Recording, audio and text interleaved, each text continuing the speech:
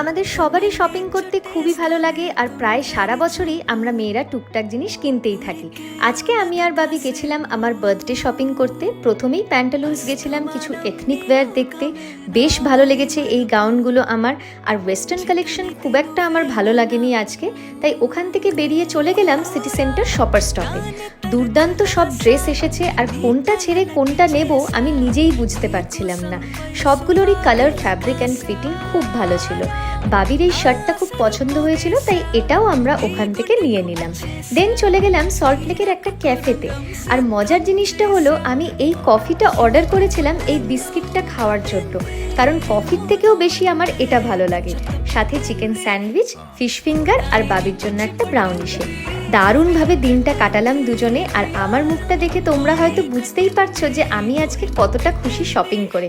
ব্লগটা ভালো লাগলে চ্যানেলটাকে সাবস্ক্রাইব করে দিও। টাটা।